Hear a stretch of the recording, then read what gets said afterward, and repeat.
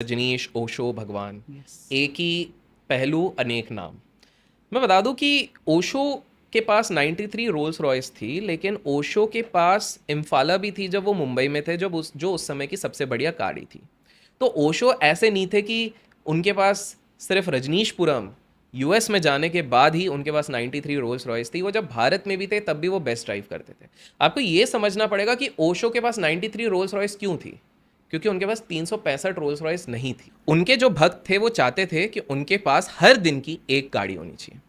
उनके आश्रम में इन लोगों ने अलग अलग तरीके के पेंट किए हुए थे इन गाड़ियों को। तो बेसिकली ओशो के अकाउंट में, बैंक अकाउंट में 1 रुपया नहीं था, जीरो। आखिरी समय पे जब ओशो के अकाउंट में रुपए थे वो जब प्रोफेसर थे, उसके बाद कभी नहीं था। पर लोगों ने क्या सोचा कि ओशो ने ये सारी चीजें खरीदी? नहीं, उनके जो भक्त थे उन्होंने ये रोल्स रॉयस उनको गिफ्ट करी। अब आप एक चीज देखो, आज के समय पे इतने सारे गुरु हैं, इतने सारे, काफी सारे तो सॉरी टू से बट पाखंड करते हैं। वो पाखंड करने वाले, कोई घूम रहा है मर्सिडीज में, कोई घूम रहा है इस चीज में, वो तो भक्तों के पैसों से, खुद के उनके बैंक अकाउंट से। वहां पर एक व्यक्ति है, सोचो असली हीरो कौन था, असली गुरु कौन था।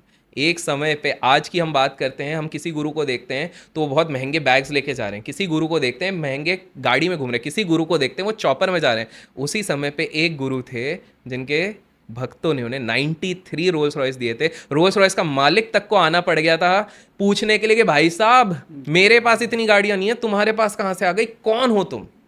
ये ऑरा था ओशो का। ओशो ऐसे फिगर थे, जब ना सोशल मीडिया था ना कुछ था, लोगों को पता चलता था ना ओशो आ रहे हैं, लाखों की भीड़ वहीं पे लग जाती थी। यस। इस तरह का स्टेटस था। आपको मैं बता दूं, Osho was the first person. उस समय पे कोई भी गुरुदेव चार्ज नहीं करते थे। ओशो के सेशंस अटेंड करने के लिए लोग 1 पैसा 2 पैसा दे के जाते थे। अब लोग बोलेंगे कमर्शियल नहीं है, नहीं, क्योंकि ओशो ने एक बात समझाई थी जो आप और मैं भी एग्री करेंगे, जब तक हम किसी को पैसा नहीं देते किसी चीज़ के लिए, तब तक हम उसको सीरियसली नहीं लेते। यस। तो वो एक प्रोग्रेसिव थिंकिंग के साथ आज की पीढ़ी को सिखाने आए थे। आपको एक किस्सा बताता हूँ, बहुत कम लोगों को पता होगा, जानना चाहते हैं? हम्म। ओशो के बचपन के किस्सा बताता हूँ। तो ओशो जब छोटे थे, डिबेट में उनको कोई हरा ही नहीं सकता। डिबेट में, वैसे एक और गुरु थे जिनने सनातन धर्म को रखा, उनको कोई नहीं हरा सकता था, लेकिन मॉडर्न टाइम में अगर हम बात करते हैं तो ओशो को डिबेट में कोई हरा नहीं सकता था। तो एक बार उनके क्लास के जो प्रोफेसर थे, तो वो उनको कुछ पढ़ाना चाहते थे पूरी क्लास को, बट क्लास को बहुत मज़े आते थे, प्रोफेसर परेशान। क्यों? एक चैप्टर के आगे 1 महीने तक निकल ही नहीं पा रहे। क्यों? क्योंकि उस एक चैप्टर से ओशो इतने सवाल पूछते थे, इतने सवाल, जो उनको भी पता था कि प्रोफेसर भी आंसर नहीं दे पा रहे, रटा रटा रटा है। तो प्रोफेसर ने प्रिंसिपल को कंप्लेन कर दी। प्रोफेसर ने जाके प्रिंसिपल को कहा, या तो ओशो रहेंगे हमारे स्कूल में या तो मैं। ओशो को बुलाया जाता है। प्रिंसिपल बोलते हैं, यार देखो ओशो, मुझे पता है तुम सही हो, मैं मानता हूँ, बट यार वो प्रोफेसर है, उसकी डिमांड है, सारे बच्चे पढ़ना चाहते हैं, मतलब टीचर पेरेंट्स भेज रहे हैं उसके लिए, तो यार मैं उसको नहीं निकाल सकता हूँ, तो तुमको मुझे सस्पेंड करना पड़ेगा। तो बोले ठीक है। और लाइन एक बोलते हैं, और वैसे भी तुम मेरे किस काम के? तो बोले सर देखो, सस्पेंड कर रहे हो ठीक है, मैं जीत रहा हूँ ये भी आप एक्सेप्ट, ठीक है, मैं किस काम को, ऐसा मत बोलो, तो स्कूल की बात है। तो बोले हाँ ठीक है, सस्पेंड हो गए, निकल गए, जो भी है। अब फास्ट फॉरवर्ड चलते हैं। कॉलेज के दिनों में ओशो ने इतनी किताबें पढ़ ली थी, ओशो ने अपने लाइफ टाइम में 1,50,000 से ज़्यादा किताबें पढ़ ली थी। वो जब डिबेट करने बैठते थे, आज तक उनसे, आज तक जब तक वो जीवित थे, कोई नहीं जीत सका ओशो से। ओशो का ऑरा इतना ज़्यादा था कि भाई उनके सामने अच्छे अच्छे डिबेटर्स हार मान जाते थे कि भैया क्षमा कर लो, तुमसे डिबेट नहीं करना है। बड़े बड़े रिलीजियस गुरु हार मान जाते थे। तो ओशो के साथ क्या हुआ कि एक बार एक इतना ज्ञान हो गया था हर जगह उनका, स्टूडेंट्स में बहुत पॉपुलैरिटी हो गई, टीचर्स में पॉपुलैरिटी हो गई, और उन्होंने छोड़ दिया।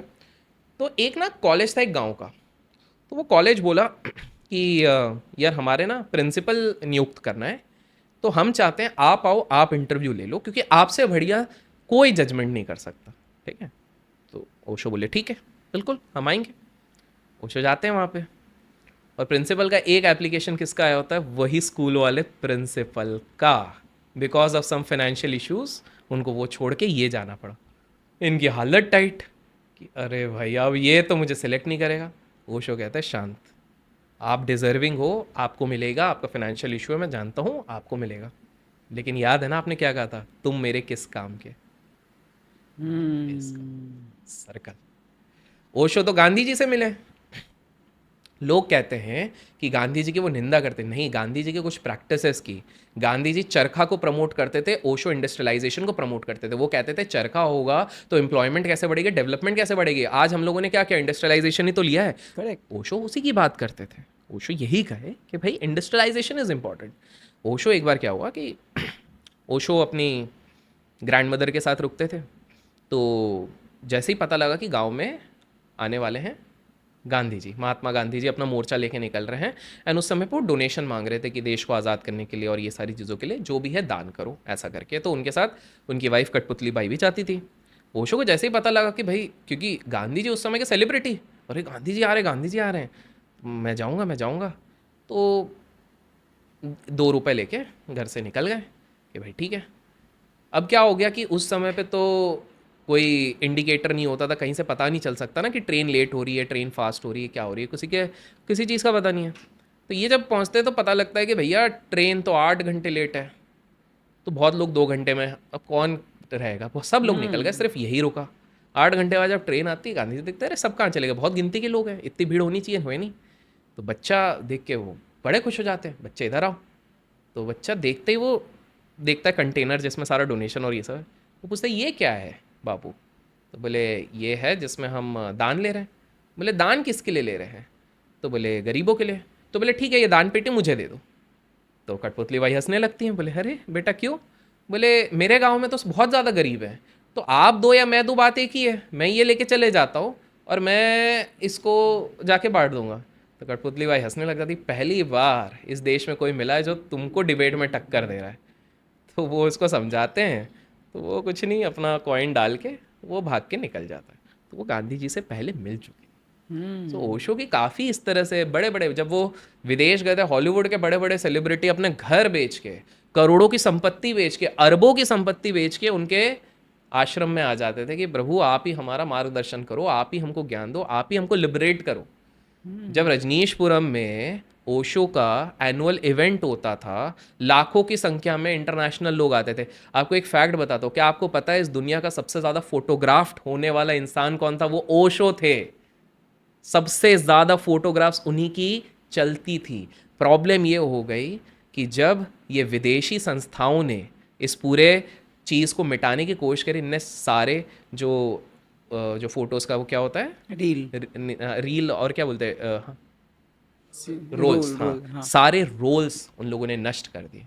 वरना ओशो, क्योंकि आपने एक चीज़ नोटिस करी है, ओशो की सबसे खूबसूरत बात उनकी आंखें हैं। उनकी आंखें आपको मोहित कर लेती हैं, और ओशो की वही आंखें सारे विदेशियों से कनेक्ट करके उनको हमारे देश में बुलाती थी। आपको जान के हैरानी होगी कि ओशो को जब जीवित थे, जब वो पुणे आश्रम में थे, तो पुणे में 50% मक्खन उर्फ बटर जो जाता था पूरे पुणे में, वो इस आश्रम में जाता था कंजम्पशन।